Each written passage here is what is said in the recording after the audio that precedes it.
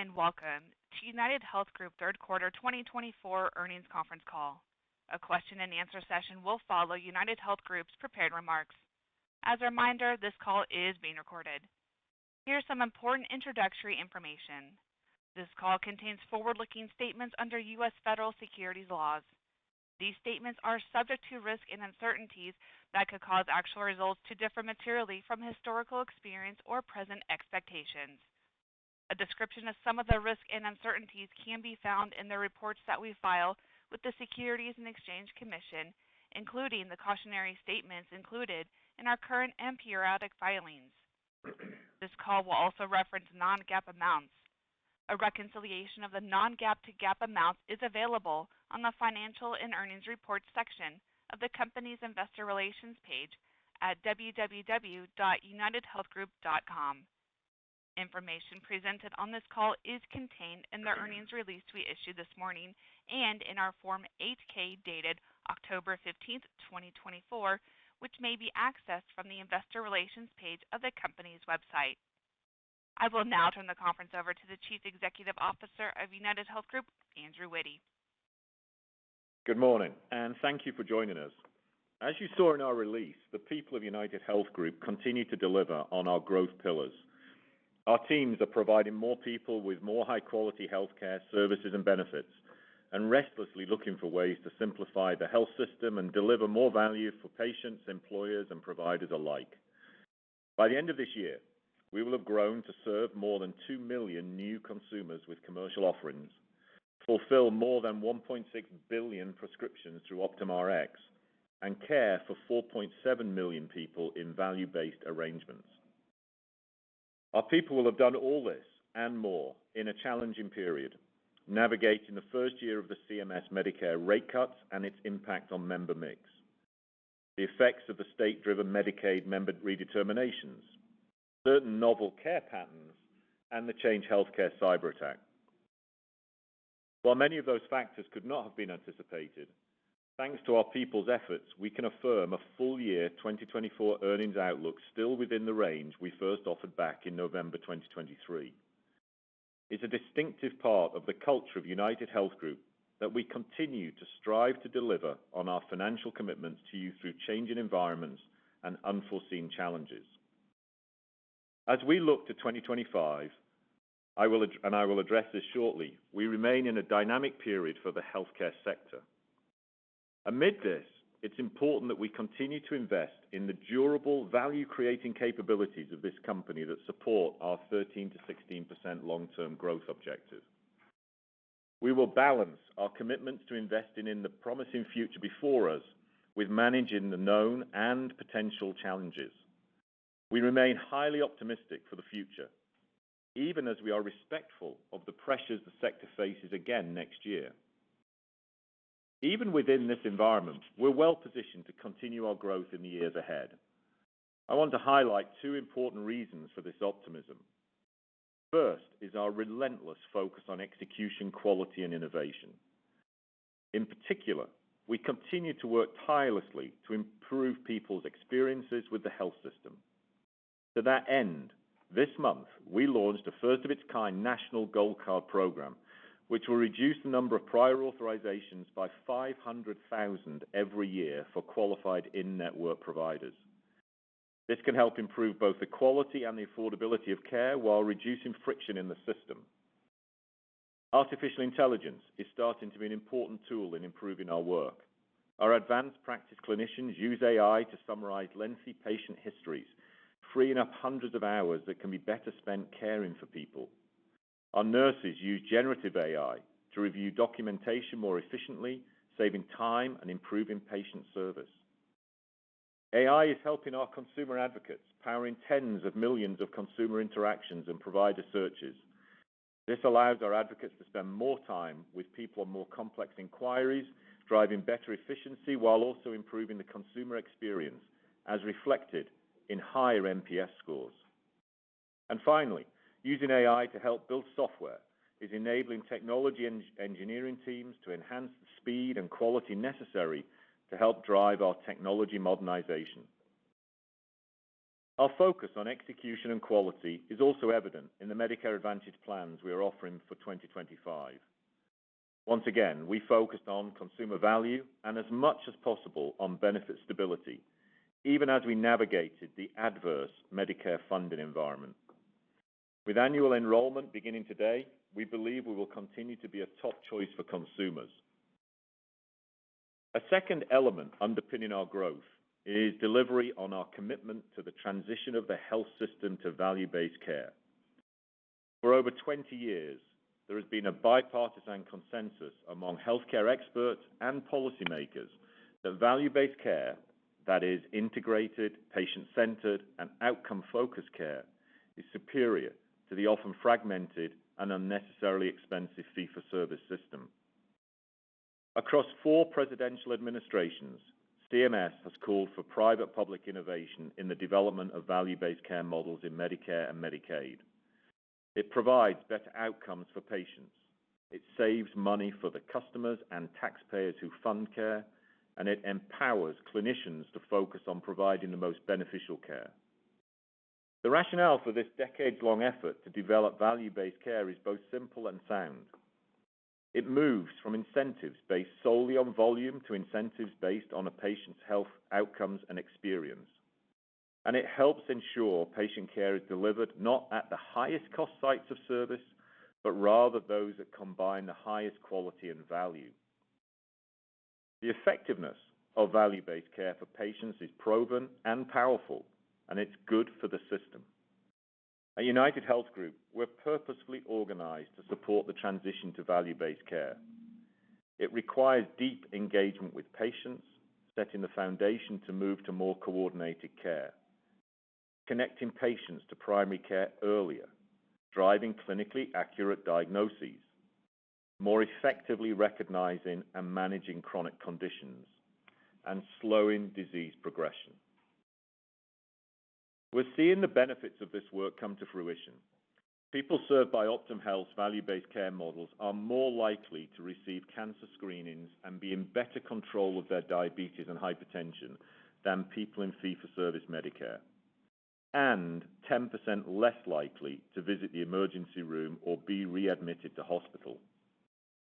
One example of the impact of better care coordination is our emergency room safe discharge program, which helps patients who may be at risk for unnecessary and expensive ER use and readmissions.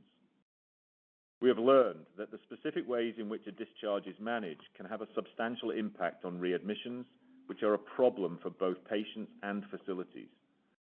Our nurse care managers proactively engage the emergency teams to provide them relevant information from the outpatient medical record and to facilitate a safe discharge. This approach, currently in 8 markets, is already helping to avoid hundreds of inpatient stays each month. It preserves emergency resources for those who truly need them, saves money, and is a better experience for patients. Our many care offerings now serve people in value-based care arrangements in dozens of service areas, integrating primary, surgical, behavioral, and home care. These patients come from many diverse payers and employers, a clear sign of confidence from the market that we're on the right track.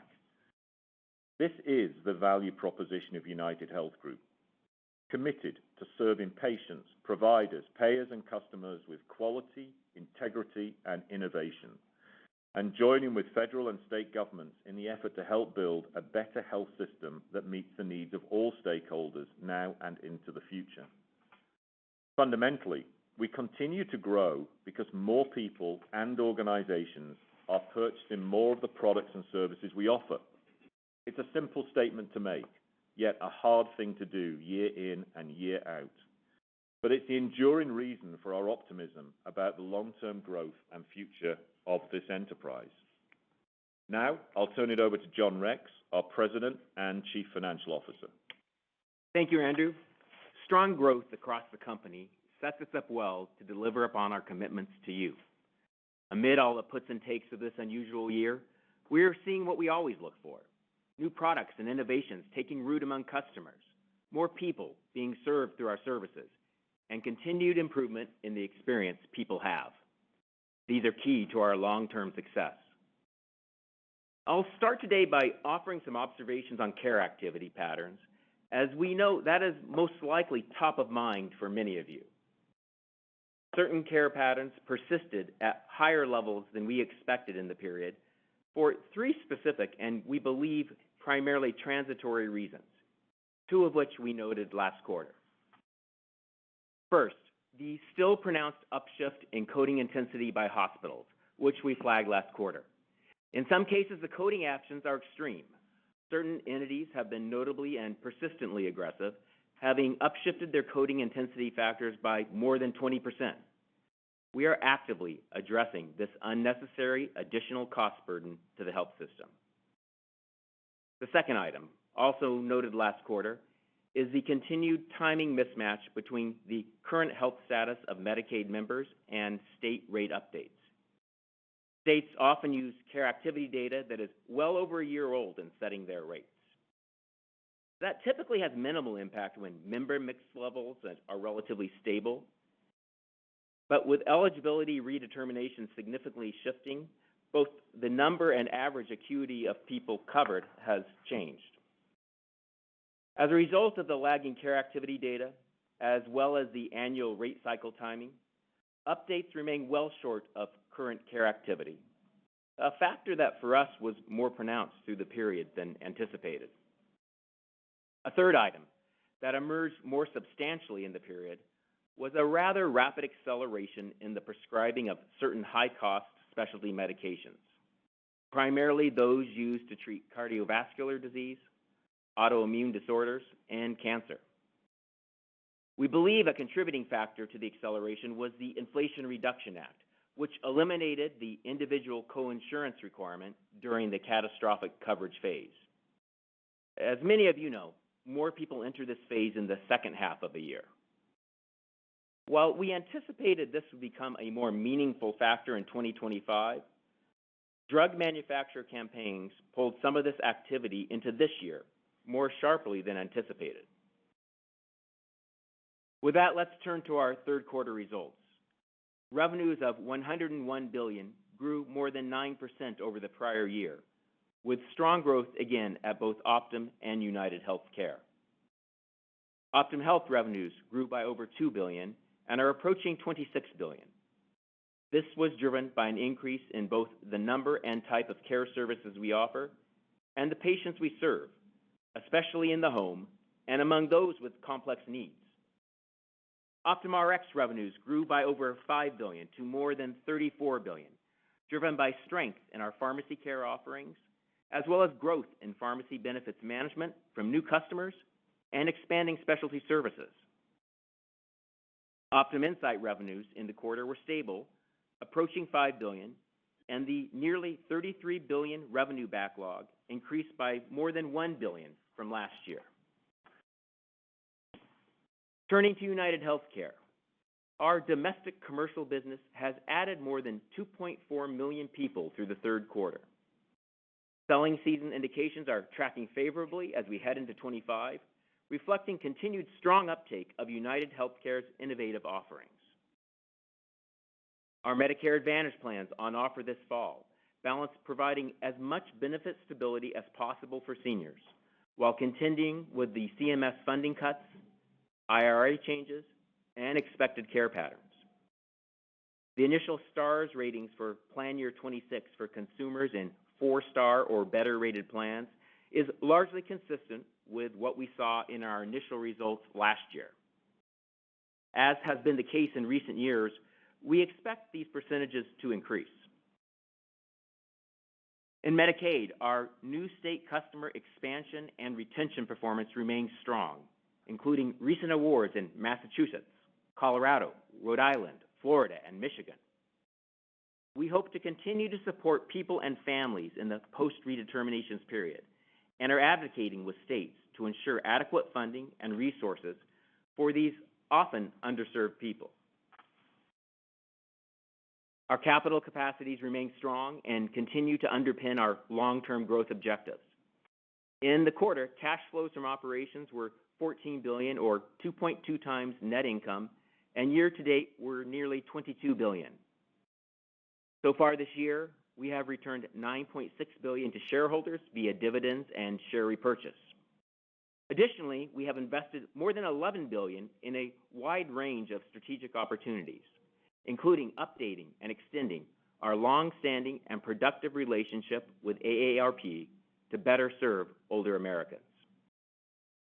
As highlighted last quarter, after the cyber attack, we prioritized devoting resources to support care providers over some activities such as share repurchase. Payments and claims flows for most care providers have normalized, and repayment of these capital advances is underway.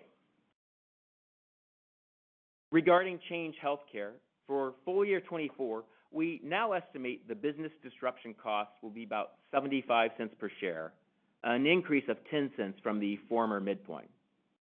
As you may recall, business disruption largely encompasses the loss of revenues combined with the costs of keeping these capabilities fully ready to serve. These effects are not excluded from adjusted earnings. We continue to work with customers to bring transaction volumes back to pre-event levels and to win new business with our now more modern, secure, and capable offerings.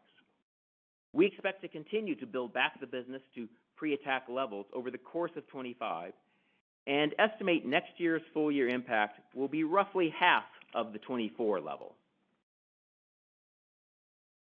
As we enter the final quarter of the year, we are narrowing our 24 adjusted earnings outlook to a range of $27.50 to $27.75 to reflect business disruption impacts and the care patterns we discussed. Our company's ability to deliver within the range of the commitments established nearly a year ago, even in challenging circumstances, is another example of the discipline and innovation of the enterprise and the confidence we have in delivering diverse growth for the long term. Now I'll turn it back to Andrew. Thanks, John. Before we turn to your questions, I want to provide some preliminary observations about next year, which we'll review in more depth at our upcoming investor conference. Perhaps the most important element is that our businesses are operating well and our growth potential remains strong. We see continued momentum in the selling season performance for United Healthcare's commercial business and Optum Rx, which both offer best-in-class innovation and performance for customers. The consumer value proposition of Medicare Advantage continues to be highly compelling, and we see strong growth potential in this market for many years to come. The Optum Health value-based care businesses that we've been building for well over a decade are beginning to approach the very early stages of their potential and will be a key differentiating growth factor in the years ahead. At the same time, and as we build for the future and contemplate our 2025 outlook, we're taking into account several unique dynamics. First, the concurrent timing of the second year of the CMS Medicare rate cuts and the most significant Inflation Reduction Act impacts into a single year, and the negative effects of that on the people we serve. Second, within Medicaid, the timing mismatch of state customer rate actions, which do not yet reflect the higher acuity of remaining consumers. And third, a respectful view of the care activity that John noted. We're actively addressing and managing for these and continuing to believe our 2025 planning assumptions appropriately capture these components, though we will be prudent in an initial early view. The majority of those 2025 factors are expected to be most impactful to the United Healthcare businesses. As a result, we anticipate stepping out for 2025 more conservatively than is typical. At this distance, we expect the upper end of the likely range we'll offer in December as being around $30 per share. As always, we will seek to advance beyond this initial view as the year progresses, and we remain committed to and focused on our long-term 13 to 16% earnings per share growth objective. We see 2025 as a year of opportunity in building to that commitment, so you will see us investing in our growth pillars aggressively, modernizing our company with AI and other technologies, and always exercising discipline in our operating performance. We look forward to discussing this with you in much greater detail at our investor conference on December the 4th in New York. Now, operator, we'll take some questions. Thank you. The floor is now open for questions. At this time, if you have a question or a comment, please press star 1 on your touchtone phone. You may remove yourself from the queue by pressing star 2 on your touchtone phone. We ask you to limit yourself to one question. If you ask multiple questions, we will only be answering the first question so we can respond to everyone in the queue this morning.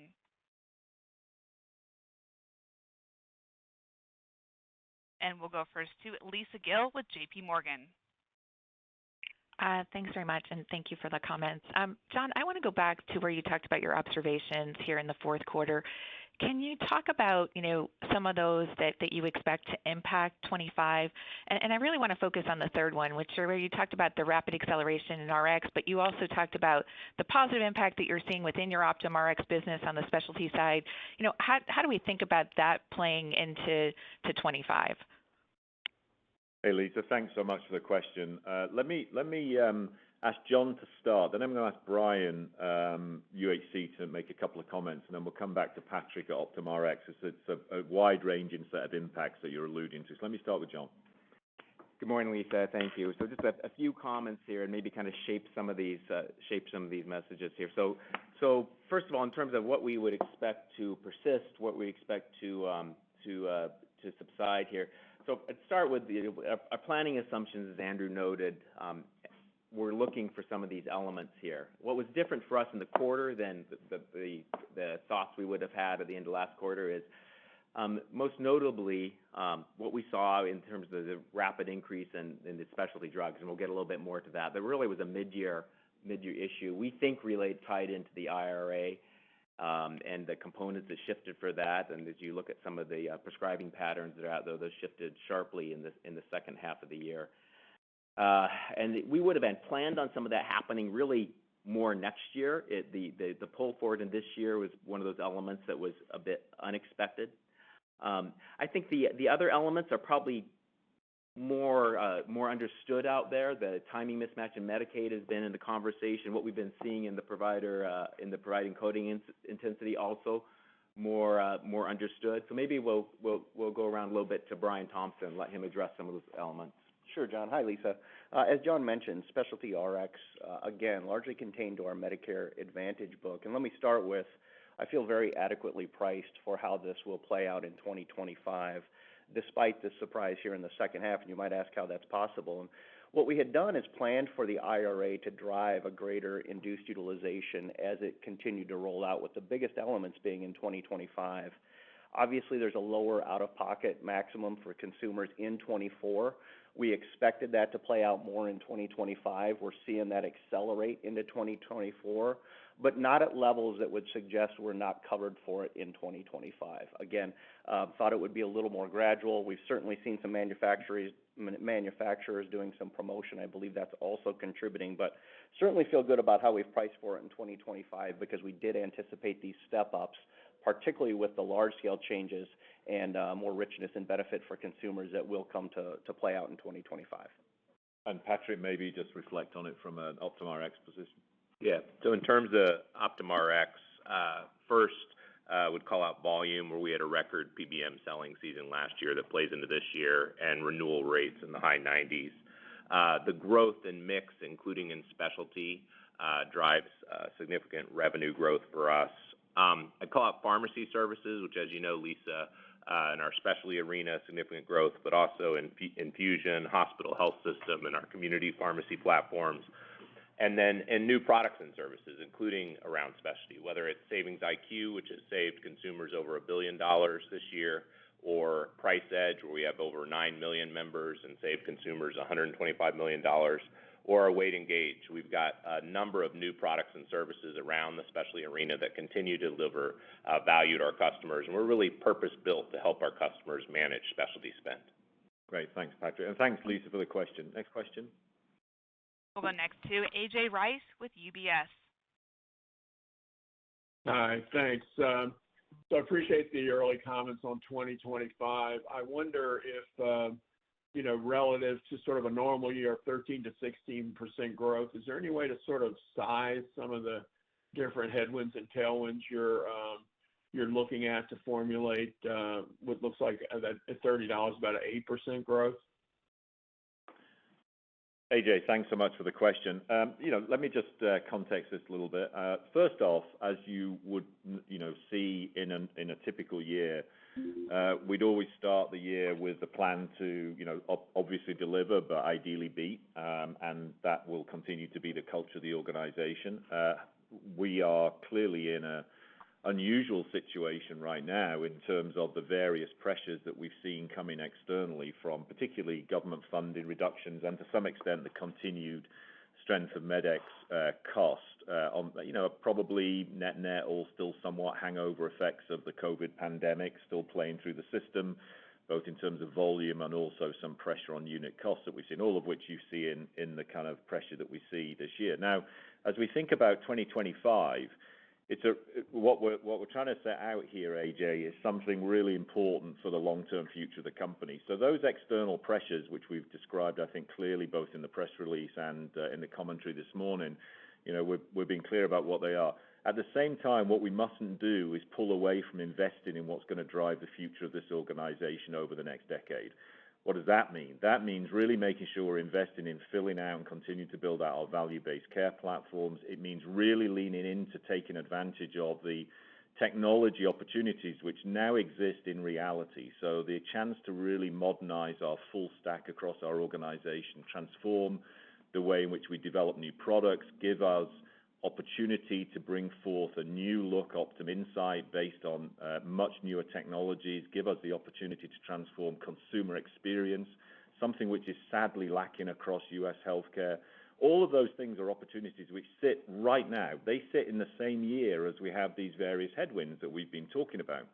And so what we're doing for 2025 is we're putting in place what we believe is a really responsible plan, really focused on making sure we don't pull back from investment in the long term, right? Not shortchanging the next decade. And that's what we're leaning into in terms of making sure our 25 plan is responsible for longer term value creation of the organization. Now, as I said at the beginning of the response to your good question, AJ, we're always going to go into every cycle aiming to do better than we lay out at the beginning. But I think it's appropriate for us to make sure that we build a plan for 2025 which acknowledges the external pressures and make sure that we retain the capabilities to continue to build what we think is a really distinctive set of capabilities which will play out very powerfully for the next 10 years.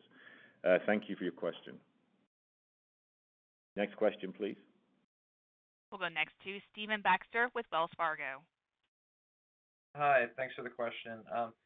Thanks for the color on the MLR factors that you called out. When you think about the Q3 MLR unfavorably developing in the quarters, is it fair to think that all three of those factors are about the same, or would you call out one of them as maybe being larger? And when we think about the coding and utilization management, I guess operationally, what needs to happen for you to make progress on this front?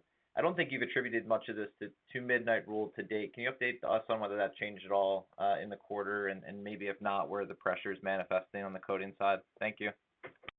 Yeah, thanks very much for the question. I'm going to ask John to start and then ask Brian to give you a little bit more perspective on that also. Stephen, good morning here. And yes, I would say in the quarter versus our initial expectations that we shared with you a quarter ago, it was really, they were all roughly in the same zone in terms of impact in the quarter, those elements that we called out, kind of give or take, but they're roughly in the same zone as we look at them. Brian? Yeah, thanks for the question. As it relates to upcoding to inpatient stays versus what we feel is more appropriately billed as outpatient, we did expect that behavior to somewhat subside here in the third quarter. Last quarter, we had talked about the timing of that spike being largely related to our own utilization management waivers during the cyber attack, but it certainly has persisted. As John mentioned at the outset, this is a few large systems driving it, and we certainly do remain focused on evaluation of this practice. It's a key part of our utilization management. The difference between an inpatient and outpatient stay is largely borne by our consumers on an already too expensive cost of care in a hospital setting. So we remain vigilant on focusing on this, hoping to see it abate to levels that we're more used to seeing in the past, and we'll continue to review this as we look forward. Great, Brian, thanks so much. Next question, please. We'll go next to Josh Raskin with Nephron Research. Hi, thanks. Good morning. There seem to be more moving pieces to the Medicare Advantage landscape than usual entering 2025. So maybe can you just take a step back and speak to your strategy over the next few years, and specifically how important is growth in Medicare Advantage to UnitedHealth's overall enterprise strategy? and then maybe if potential weakness from competitors changes how you think about coming to market? Josh, thanks very much for the question. Let me just make a couple of comments and then ask Tim Knoll, who leads our M&R business, to go a little deeper for you, and obviously very timely given that today is the first day of the selling season for the new MA year going into 2025. So as you look across the whole of United Health Group, Medicare Advantage, of course, is a very important part of the business, but it is one of several different pieces of what is, really a very diversified group of healthcare businesses. There are obviously linkages from Medicare Advantage to Optum in particular, obviously through Optum Health and elsewhere. But I would say over time, what you're seeing is, as important as MA is, you'll see many other elements of the business continue to grow, and that's critical for the long-term sustainability of the company, of course. And that's why we've laid out the 5 growth pillars of the business over the last 2 or 3 years, Josh, as really signposts of where you should expect us to deploy capital. It's where we put our mind share. It's where we look for opportunities to improve the healthcare system. So whether that be in benefit design, whether that be in building out value-based care, bringing new technologies to the marketplace, transforming and modernizing pharmacy, or bringing forward what ought to be a state-of-the-art financial services capability into a part of the economy which represents 20% of GDP. Those are the 5 growth areas of the company. MA is an important element within all of that, but it is one of several key opportunities for us to drive forward. Now, having said all of that, as we come into this cycle, I think what we're seeing is the benefits of some very thoughtful, calm, not overreactive planning last year. And, I think the way in which the team led us through 2024 in terms of benefit design has proven out to be on balance right, given the very, very many moving parts that you correctly allude to. I think that sets us up in a good place in terms of how we enter this year. We'll see how this cycle goes. I'll ask Tim to give more comment, but most importantly, it really gives us confidence as we look out over the next 4 or 5 years that we don't feel like we're having to fix significant problems that were avoided, if you will, that we didn't make those step mistakes a year ago, which is always a thing to worry about in this situation where you have a lot of moving parts. It's critical not to be overreactive. It's critical to be very much consumer patient-centric, and that's really been the guidepost that we followed. And I think it served us well, and Tim, I think, is going to serve us well this year. Tim? Good. Hey, thanks, Josh, for the question. Yeah, and I would underscore, some of the pieces that Andrew mentioned, and also, yes, it is a very dynamic period right now in the Medicare marketplace, but our strategy and our vision here for the business really doesn't change a lot. So I'll just underscore a couple of those that are key to this environment today. One is that we've always had a long-term planning view, and that's never more important than it is today. And right now, that includes a very rational response in any particular year to the revenue pressures that the program is facing. And you saw that play out for us in 24. You'll see that continue to play out, and as Andrew alluded to, that ensures that we don't have any deferred maintenance and pricing carry over into a subsequent year, given the environment that we're in. Along with that, we always strive to provide as much stability as possible to consumers in any one year. And in this year, in 2025, that has meant preserving PCP copays of $0 for our consumers and trying to do what we can to make sure that copays are near zero for the most commonly prescribed medications as well. And also to preserve as much choice as possible that we have for consumers. That's really important for Medicare beneficiary, that we design products and plans that meet their needs, and listening to what consumers want will always be a core element as well. And lastly, and this is really important in this environment, is continuing to create more value.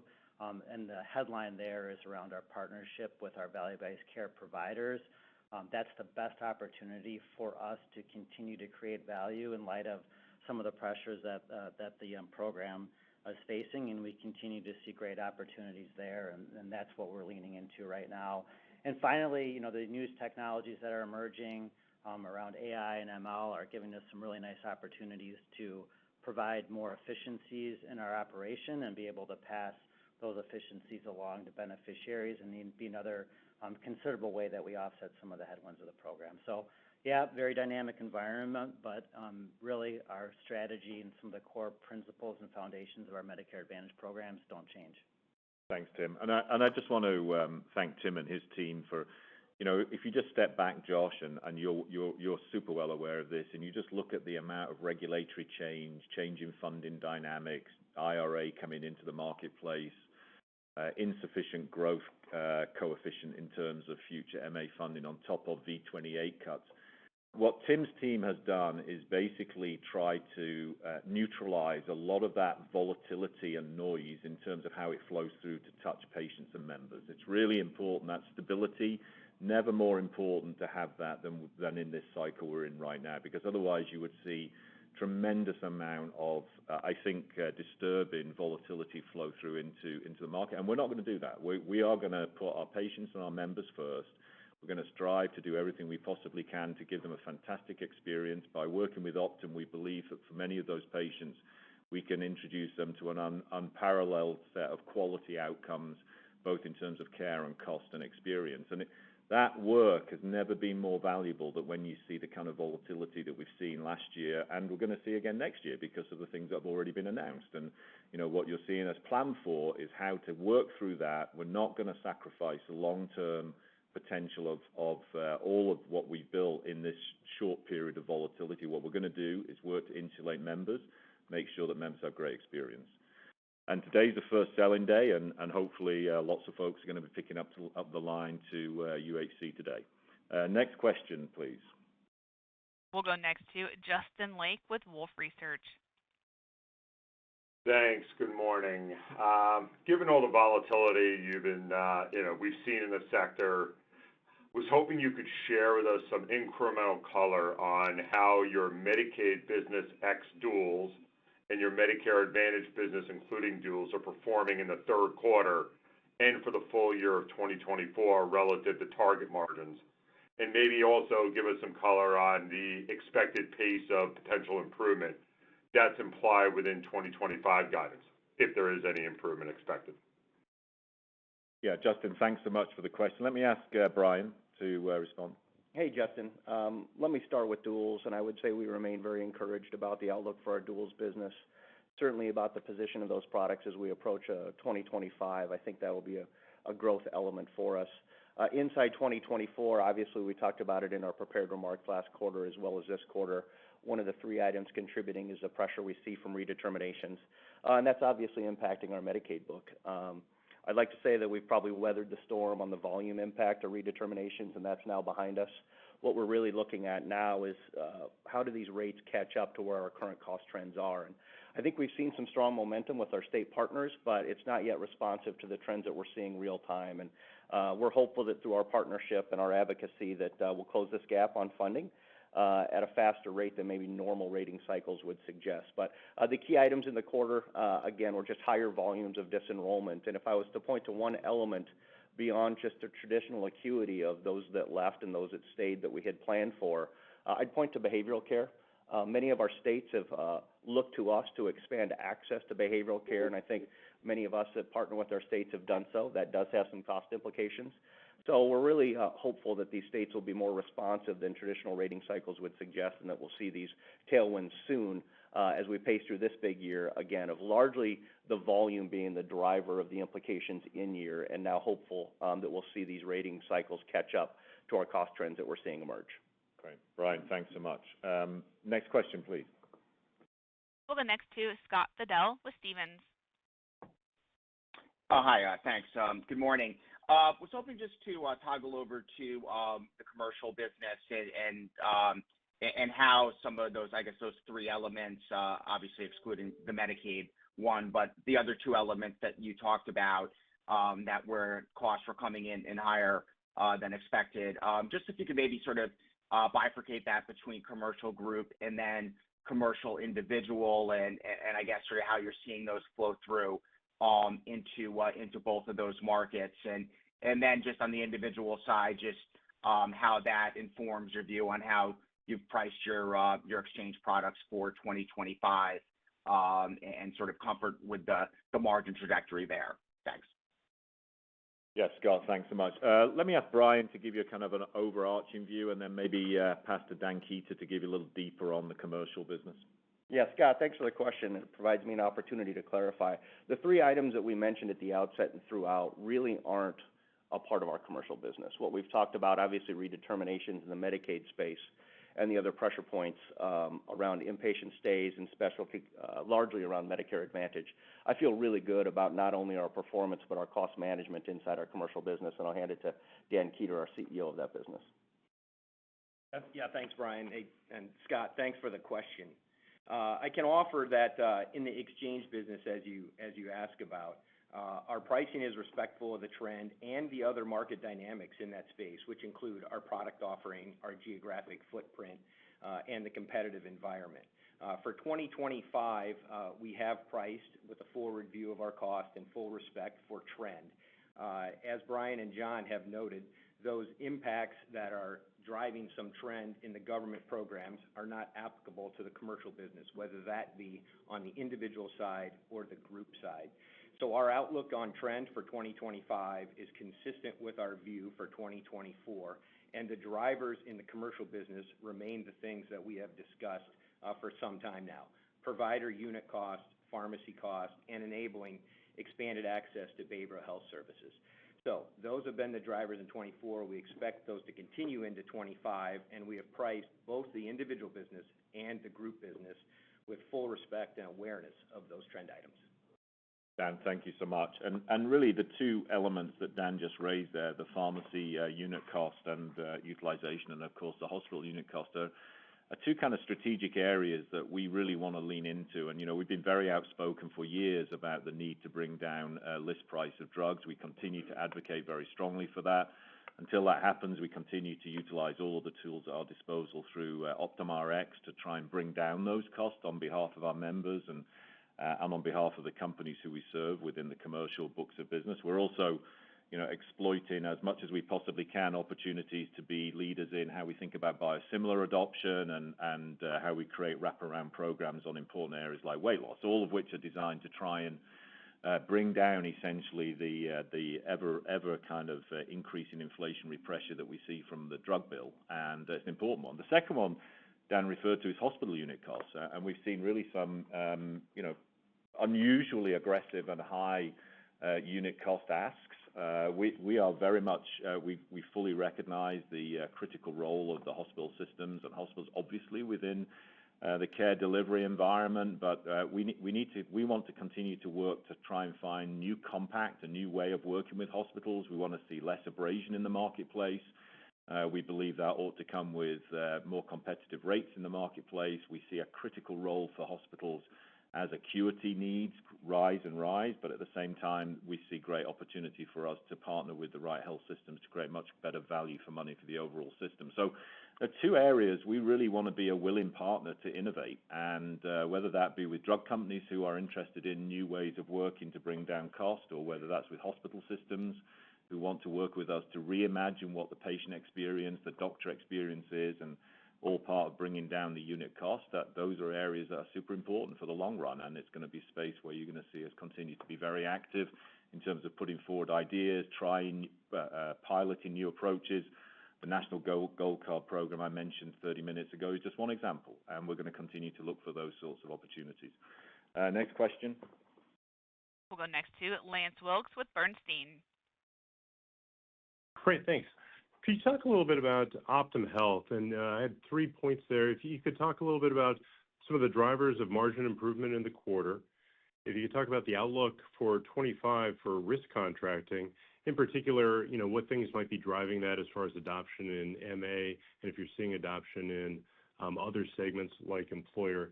And then maybe sort of a related question, are you seeing any other responses in the employer segment to the high premium inflation environment that's out there, like VBC adoption, but also things like bind or whatever? Thanks. Yeah, thanks so much, Lance. Let me ask John just to comment on margin, then I'd like to go to Dr. Desai, who looks after Optum Health, on your second 2 points, if that's okay. Lance, good morning. It's John. Yeah, a few things benefiting Optum here as it continues to progress. I'd start with, now this is roughly $100 billion a year business that we've been building over the past decade or so, advancing strongly along the way, and we're able to make refinements in the business as we look ahead and such. So that is, you should expect us to see us continue to refine the portfolio that we are in, the types of businesses that we're in. What is Optum Health? It is mostly a care delivery business at this point, versus kind of what it was maybe even 5 years ago. And so you should continue to see us focus the portfolio strongly on that. So we'll focus the portfolio on those businesses that make a lot of sense for us, and we will not be in businesses that don't hang as tightly with the theme we have in value-based care and where we're heading for this business for the next decade. In addition to the legacy elements in there, such as maybe contracts and such that needed refinements that have been in there for a while, and so moving those along, also getting them into a better zone. So really the company performing very strongly fundamentally in here, the type of engagement they're having with the people that they serve at Optum Health. And Dr. Desai and his team and how they've advanced that with the engagement with the most complex patients. Those are fundamental drivers of how that business is performed.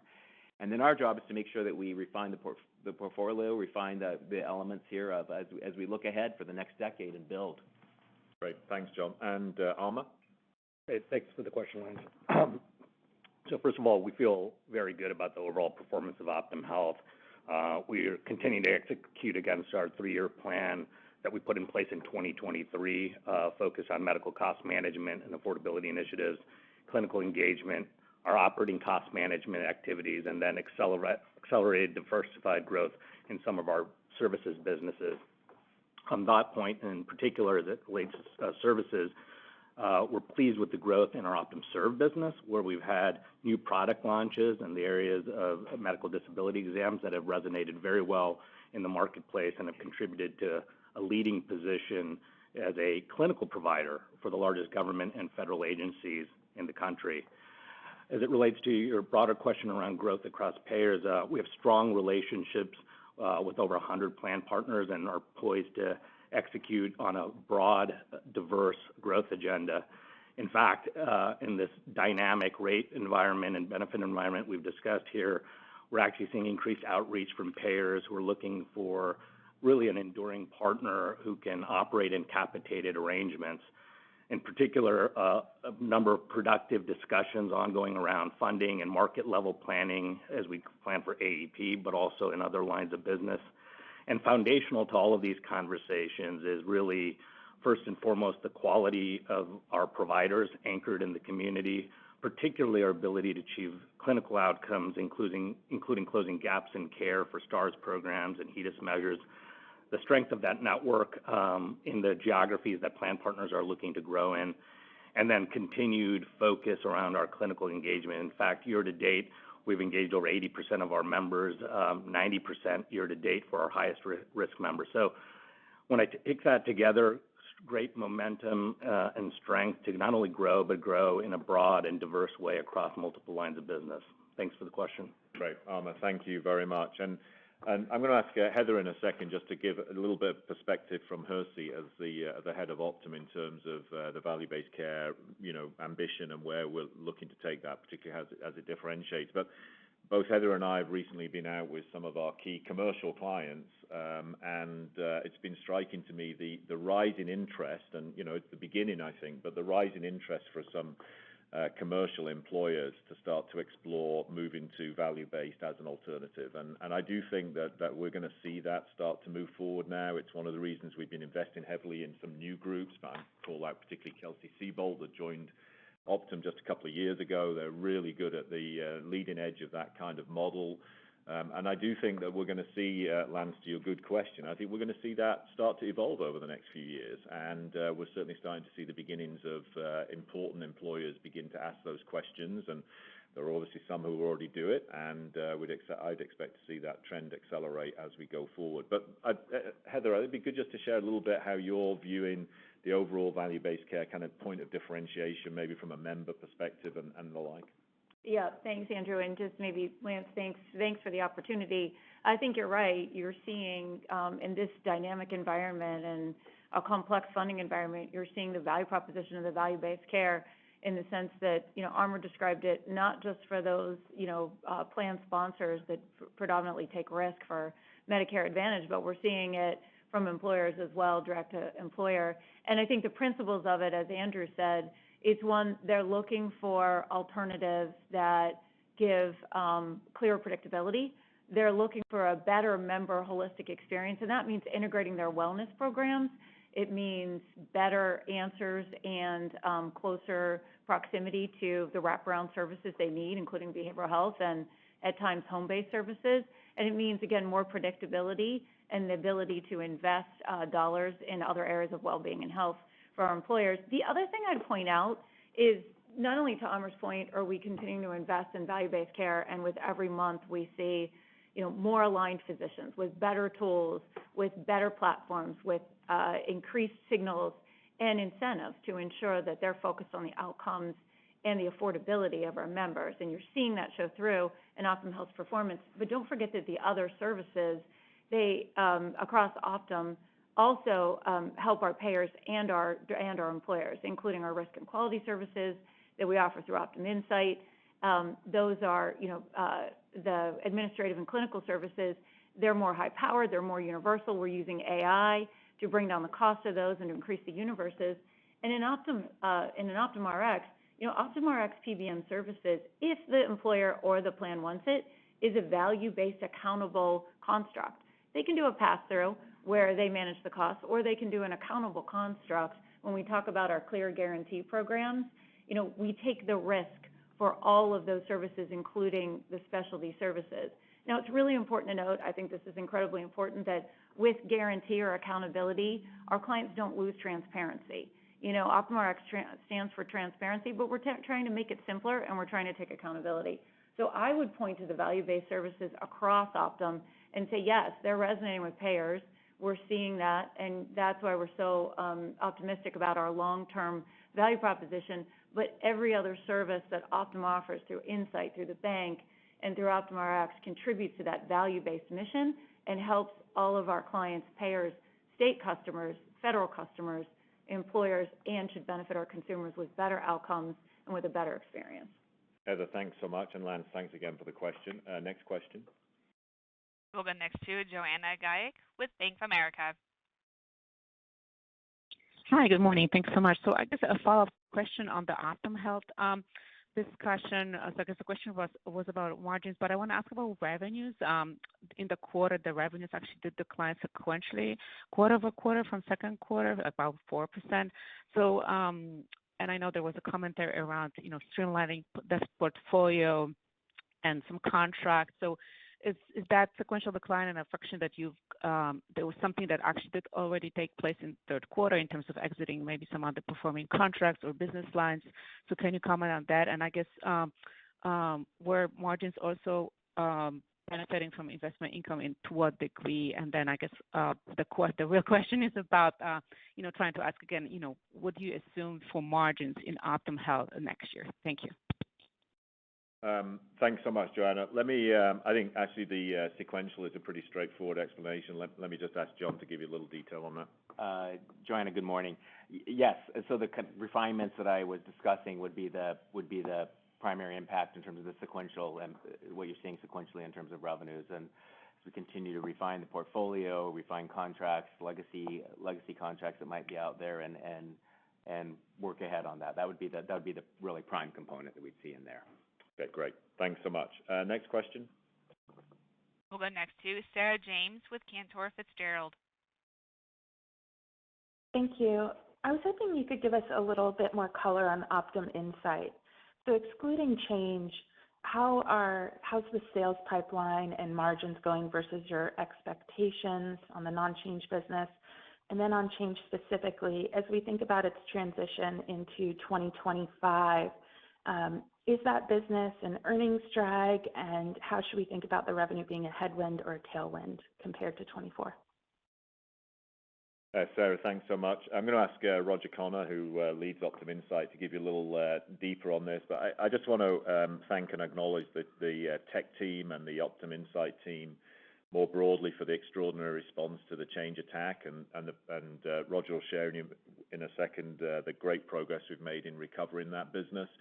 Continues to be work to do, obviously, in bringing back all the clients who we asked to go work with other folks during the attack. We did the right thing in terms of protecting the system and encouraging people to find alternatives. We're now bringing them back. We've made huge step forward in that. That work will continue as we roll into the new year, as you heard in the introductory comments. But great progress on that, and the speed at which we were able to rebuild a modern platform has been just extraordinary, and I think actually bodes very well for us in the future in terms of how we think about our speed of technical modernization as an organization. More broadly, I think it's also given us the stimulus to really reimagine what the future of Optum Insight is going to be, and I'll pass now to Roger to give you a little more detail on just where we are on the recovery and more importantly on the non-change modernization aspects. Thanks, Andrew, and thanks very much for the question. I think hopefully you're going to get a sense of the confidence we feel in Optum Insight going into 2025 as we move through the change event. Maybe if I just start there, first of all, with the cyber recovery, and in terms of the progress that's been going well. From a Q3 perspective, you'll see that the business disruption reduced quarter on quarter. I suppose where we've focused through the first half of the year has really been on the restoration of the systems, and we've made very good progress. Now, really, it's all about reconnecting our customers. And as John shared, we are seeing slightly higher business disruption trend going into the end of the year, and some of that will carry over. Maybe just a couple of reasons to go a bit deeper as to why that's happening. From a reconnection perspective, customers are coming back. We're actually making good progress there. What we're seeing is their volume that's coming back isn't coming back to the pre-attack levels, and customers are really looking for vendor redundancy. What they're out there looking for is another one or two sources of their software systems, for example. Now, we understand that. We think that's a good thing for the health system, but that is having an impact on us this year. But that also creates an opportunity for us. We've got an opportunity to go out and get new customers ourselves and become an additional supplier for them. So again, that's a focus. That's going to take a little bit longer. That's a slightly more complex implementation time. So when you add those two factors together, that's why you see that carryover impact into 2025. I think it's important just to understand just the scope of Optum Insight overall, though, because if you look at our core business outside of Change, which is the vast majority of Optum Insight, that's where we're feeling very confident around the opportunities that we've got through the end of this year and going into next year. And you can see that we're performing well. We've got momentum. You can see that in our operating earnings in terms of that performance, in terms of our growth year to date when you adjust for Change. That confidence comes really in a couple of areas. One, the market needs us. The payer and provider markets are where we see real opportunity. There's significant cost pressure in that client base, and they really see our services and software as a bit of a sweet spot. That's where we can help and provide their solutions. And then where I'm actually most excited is what we're going to do in innovation and what we're doing in innovation to accelerate currently, because we're building off that new modernized tech environment that we've built this year and Insight, and we're using AI to not only transform the functionality of our current products like payment integrity, revenue cycle, but to create these differentiated products. I'm creating this exciting portfolio of AI-driven innovations. Now, the good news about Insight is that we can go and test those with our partners, with United Healthcare. We test them with Optum Health. We can go to our big health system partnerships. That allows us to test these things quickly and bring them to market fast. And you're going to see us doing that more as we go into next year. So when I add that underlying market opportunity, I add that to this AI-fueled acceleration of innovation. That's why I think that we're really set up well going into 2025 and for our performance next year. Great. Thanks, Roger. Next question. We'll go next to Andrew Mok with Barclays. Hi, good morning. SG&A has been a strong contributor to earnings this year. Just curious how we should think about the permanency of some of those cost changes as we look forward to 2025. Is there anything that you would call out as being more temporary in nature? Thanks. Thanks so much for the question. Now, listen, I think you should expect us to be very, very disciplined around cost management. And, again, I want to go back to first principles. I'll take you back to the investor conference last year in New York. I stood on the stage and I said, look, essentially what you're seeing from the CMS V28 rate change is a price cut. I mean, that's what it is. And the price cut requires us to respond accordingly. And a key piece of that response, if you want to protect members, which we do, is we have to take costs down inside the organization, and we have to try and eliminate waste in the MedX environment outside of the company. So we have been relentless around how can we find sustainable cost reductions for the organization, and particularly in both businesses. You see this year, I'd say Optum in particular has been doing a remarkable job of taking cost out. I think there's more to go. And we will be very relentless about that. And as an organization, we recognize the payer has the right to change the price they want to pay. We have to respond. Cost reduction is a key piece of it. And MedX management is the other key piece. And those are going to be two really important features of the future for the organization in terms of how we robustly respond to all of this. So, yeah, you should expect more of that. And, it'll be a key piece of the plan going forward. We just have time for one last question. If we could take the last one, please. Yes, we'll take our last question from Erin Wright with Morgan Stanley. Great, thanks. So you mentioned some of the internal investments just around AI and other initiatives into 2025, but what about broader capital deployment? I guess, how should we be thinking about the priorities heading into 2025 in the context of everything that's going on in MA and otherwise, but also just what's embedded in your expectations, share buybacks or otherwise? Thanks. I'll ask John just to comment in a second, but broadly speaking, our capital deployment is going to be very much led by our 5 growth pillars of focus for the organization. So as you think about that benefits business, obviously United Healthcare, value-based care, our technology led opportunities, our pharmacy businesses, and of course financial services. Those are going to be the areas in which we think about capital deployment. Value-based care is really the organizing principle which binds all of that together. So that's going to be a key kind of element to that also. And then I would add to that something we talked about over the last 2 years extensively is consumerization. You should expect us to continue to challenge and push on how we can constantly modernize the consumer experience that we're able to offer. Technology is a facilitator of that, but also philosophy is a facilitator of that, right? The organization is changing its bias to being much more consumerist in the way it thinks and operates. We want to continue to bring that to life. So those 5 growth pillars, the opportunities that technology of the 2020s gives us, and then a shift in emphasis from the company towards a more consumerist experience. Those are really the guide points. And then John, maybe just more broadly summarize beyond that element, if you could, for capital. Yeah, Aaron. So you should expect our capital deployment agenda to remain very much like it has the past many years. Focus on expanding the capabilities of the company, orienting how we look at that, orienting around our 5 growth pillars, and where we need to be adding capabilities, clearly generating strong returns for shareholders as we deploy that capital. So first and foremost, that's always been the first priority. How can we build new capabilities for the company that will deliver strong returns for shareholders for the next decade, and where should we be putting that capital? That will continue very much the same. You shouldn't see any shift on that. That's always first priority, and then we look at other elements there in terms of in share repurchase and dividend, and those other elements where you can return capital to shareholders. So you should see that be very, very steady as you look to the decade ahead in terms of how we've always approached this business.